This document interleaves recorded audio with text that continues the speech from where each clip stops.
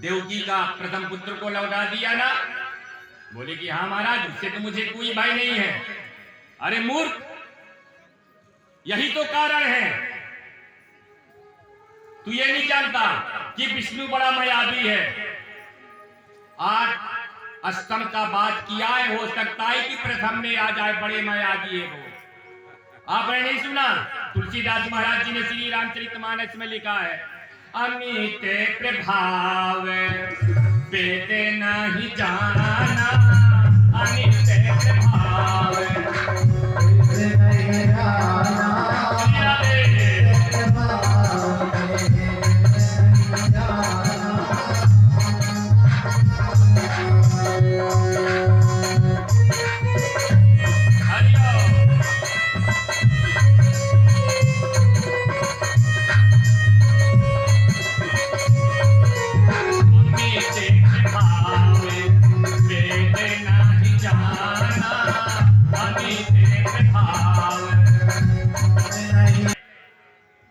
अब सप्तम गर्भ की बारी आया। अब यहां हमारे जो शेष के जो अवतार हैं, मन में विचार करने लगे कि त्रेता युग में हम 4 रूपों में अवतार लिए थे, राम लक्ष्मण भरत शत्रुघ्न। मैं छोटा भाई बन गया लक्ष्मण, और इतने कष्ट मेरे बड़े भाई ने झेला। छोटे होने के कारण मैं उन्हें आज्ञा भी ना दे सका, उन्हें रोक भी ना सका। इसलिए इस जन्म में मैं बड़े भाई बनूंगा, और बड़े भाई बन करके मैं अपने परम ब्रह्म परमात्मा को मैं सुख दूंगा, और मैं जो रोकूंगा, मैं जब बड़ा बन जाऊंगा तो मेरी आज्ञा का पालन करेगा। क्यों नहीं करेगा? करेगा। ऐसा मन में विचार करके जो शेष के जो अवतार हैं वो सप्तम गर्भ में ही प्रवेश हो गए। सुखदेव भगवान कहने लगे, परीक्षित, भगवान से बिना बताए, बिना पूछे शेष भगवान देवकी के सप्तम गर्भ में प्रवेश हो गए। देखिए भगवान की माया। अब जब भगवान को मालूम हुआ, बोले कि महाराज तुमसे पहले चला गया शेष का अवतार। बोले कि अरे ये तो बहुत बड़ा गड़बड़ हो गया, बहुत बड़ा गड़बड़ हो गया। अब मेरे अवतार लेने का कोई मकसद नहीं है। अगर मेरे भैया ने अवतार ले लिया देवकी के गर्भ से, तो अवतार लेते ही, जन्म लेते ही कंस का वध कर देगा।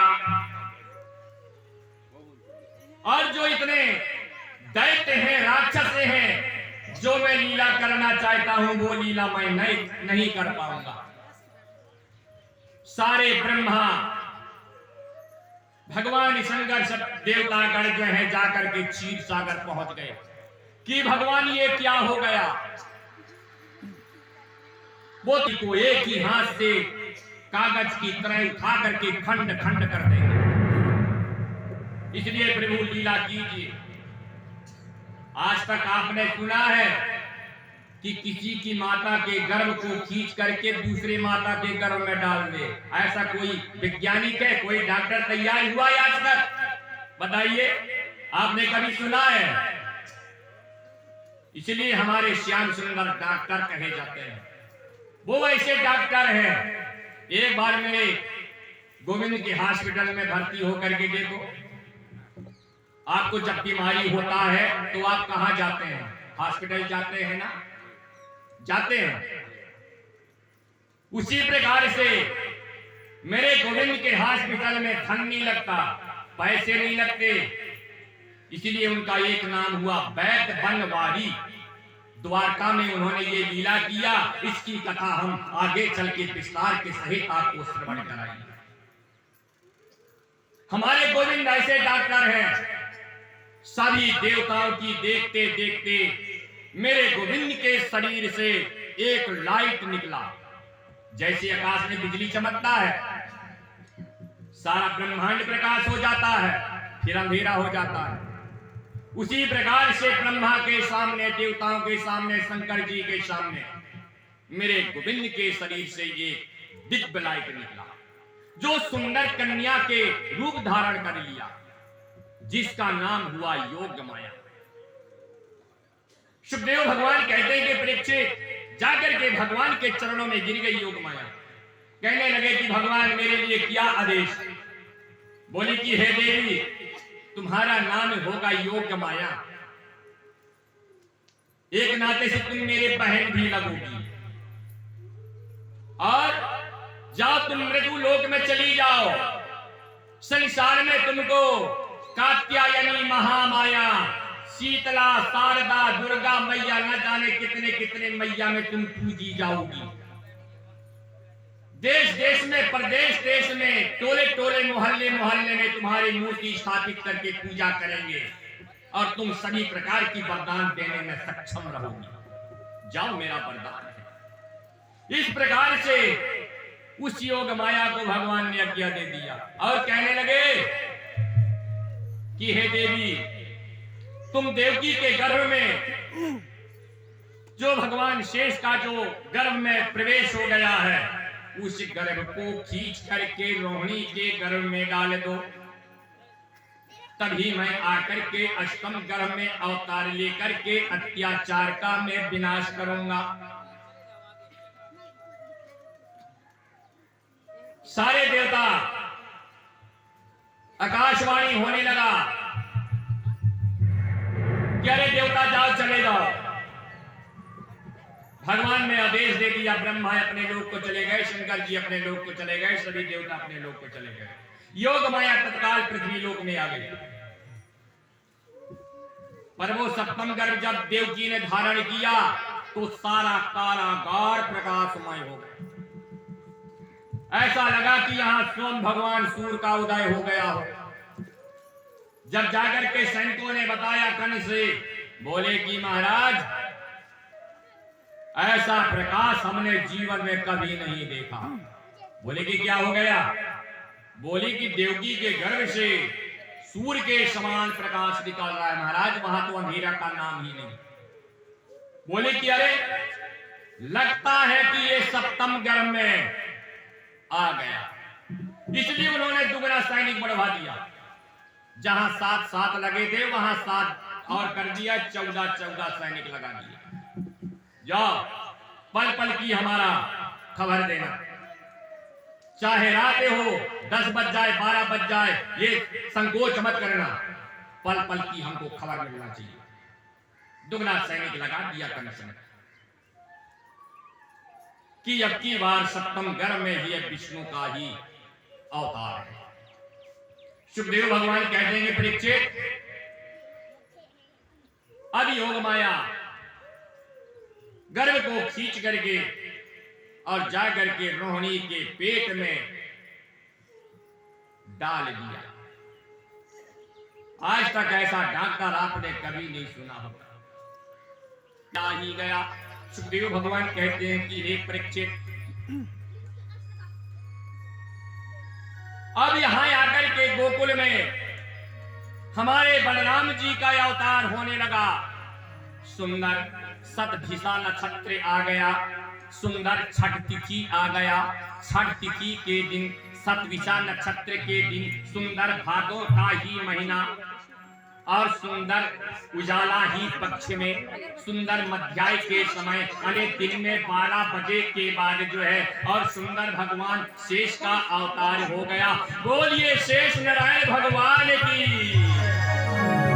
सुखदेव भगवान कहने लगे कि हे परीक्षित, सारे आकाश मंडल में देवताओं का सुंदर विमान छा गया, और कल्प वृक्षों की, फूलों की सुंदर जो है और वर्षा करने लग जाते हैं। सुंदर इतवार दिन बताया जाता है।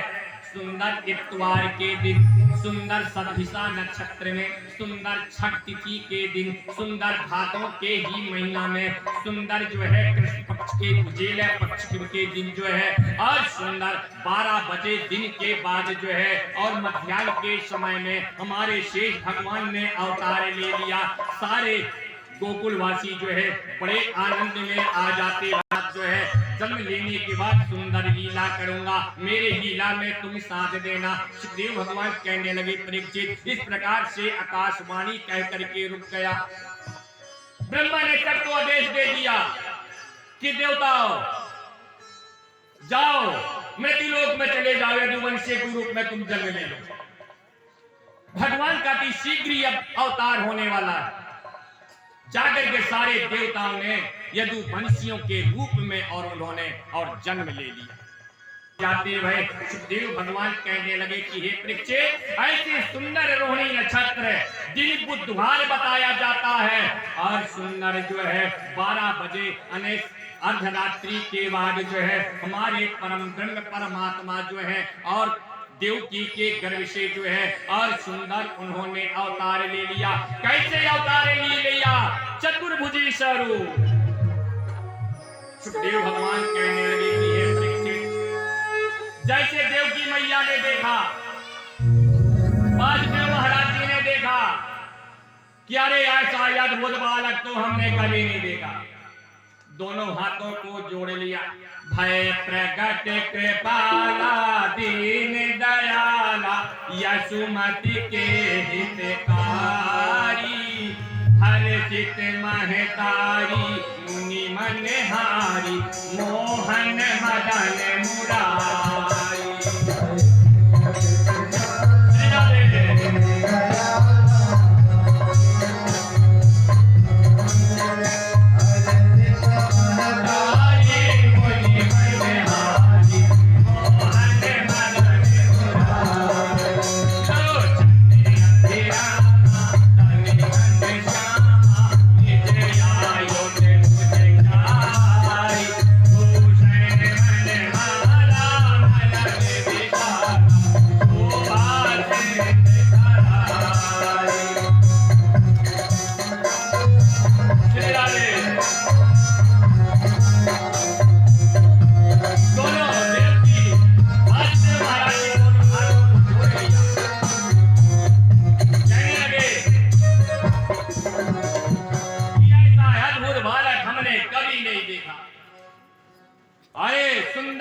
हमारे भगवान के कैसे अद्भुत बालक जिनकी सुंदर 4 भुजा बताए जाते हैं।